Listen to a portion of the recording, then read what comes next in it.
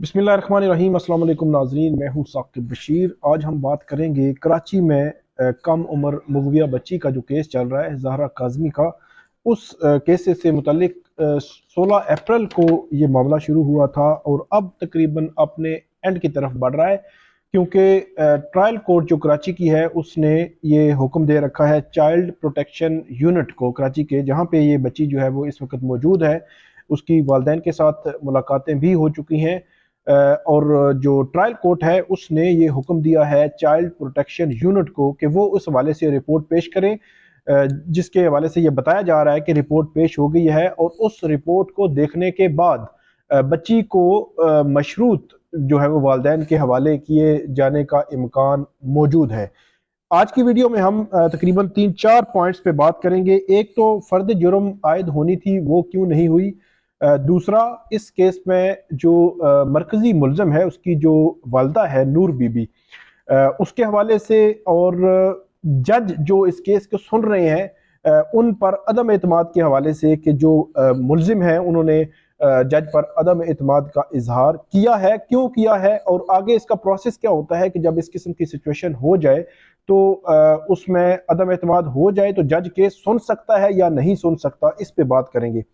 सबसे पहले जो रिपोर्ट है चाइल्ड प्रोटेक्शन यूनिट की, उस हवाले से ये बताया जा रहा है कि वो रिपोर्ट अदालत में आ चुकी है, सील इन्वेलप में आई है, जिसमें अदालत जो है वो उसको देखेगी, उसको एग्जामिन करेगी और उसके बाद फैसला करेगी। क्योंकि 3 रोज कबल जो बच्ची है उसके वालदैन ने एक दरख्वास्त दी थी ट्रायल कोर्ट को कि वो बच्ची की जो उसको उसकी हवालगी जो है उनको की जाए। और डेफिनेटली क्योंकि केस अभी चल रहा है, इसके अभी तक तो इसमें मशरूत अवालगी जो है वो हो सकती है। मशरूत अवालगी इस तरह के कुछ इसमें शराइत लागू की जा सकती हैं और उसके बाद हतमी तौर पर मामला जो है वो जब कोर्ट डिसाइड कर देगी तो उसके बाद आगे बढ़ेगा। चाइल्ड प्रोटेक्शन यूनिट की जो रिपोर्ट है वो आ चुकी है, ट्रायल कोर्ट देखेगी, उसके बाद फैसला होगा। एक पॉइंट तो ये हो गया। इसके बाद जो मरकजी मुलजम की वालदा है उसने भी इस केस में 12 रोज की हिफाजती जमानत करवा ली है, क्योंकि इस केस में डे 1 से जो मुलजमान की लिस्ट थी उसमें ये नूर बीबी का नाम भी शामिल था, लेकिन उसकी गिरफ्तारी अमल में नहीं लाई गई थी। उसके बाद उसके वारंट गिरफ्तारी जारी हुए, लेकिन वो जो है वो उसने सरेंडर नहीं किया था मुतलका कोर्ट के सामने।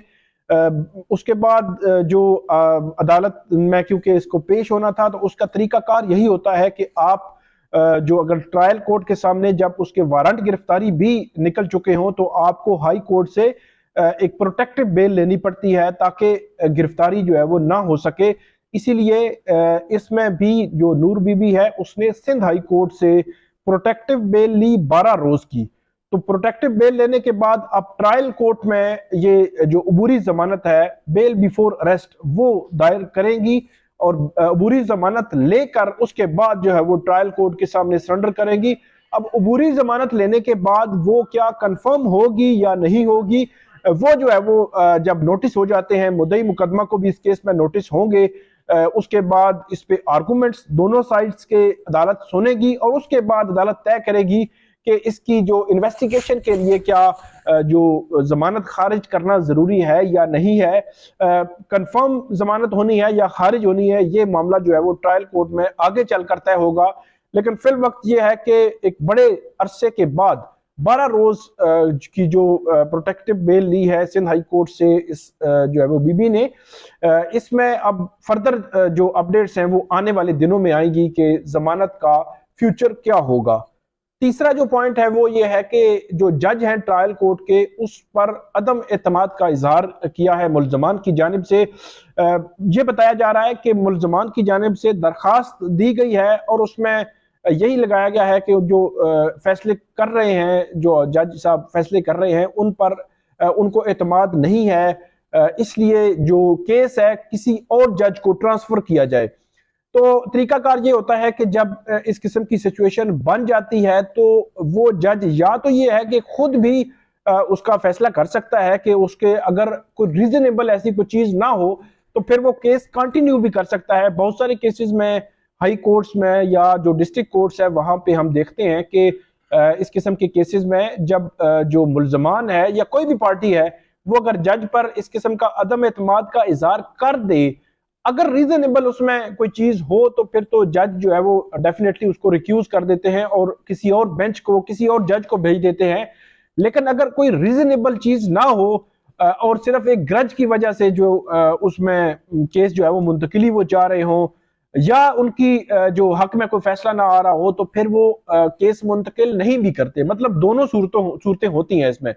इसमें तीसरा तरीकाकार ये है कि जज जो है वो डिस्ट्रिक्ट एंड सेशन जज, उनको ये भेजेंगे कि ये मैटर आया, ये एप्लीकेशन आई है, तो डिस्ट्रिक्ट एंड सेशन जज जो है वो इस मामले को देखने के बाद ये फैसला करेंगे कि ये जो केस है ये यही जज सुनते रहेंगे या किसी और जो है वो कोर्ट को ये केस भेज दिया जाएगा, और फर्दर जो प्रोसीडिंग्स हैं इसके बाद वो सारी जो है वो कोई और जज करेगा।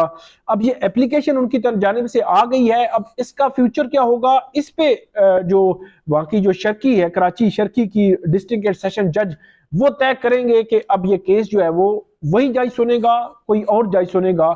इन दोनों के हवाले से ये एप्लीकेशन अभी तय होनी है। ये भी एक दो दिनों में उम्मीद है कि इस हवाले से खबर आ जाएगी कि क्या फैसला हुआ है। इसके अलावा आखिरी जो पॉइंट है इसमें फर्द जुर्म आयद होनी थी मुल्जमान पर। पिछली दफा जब फर्द जुर्म आयद होनी थी तो मुल्जमान की जानिब से ये कहा गया था कि जो नकूल हैं, दस्तावेजात हैं केस की, वो नहीं दी गई, इसलिए जो दस्तावेजात हैं वो देना जरूरी होता है फर्द जुर्म फ्रेमिंग ऑफ चार्ज से पहले।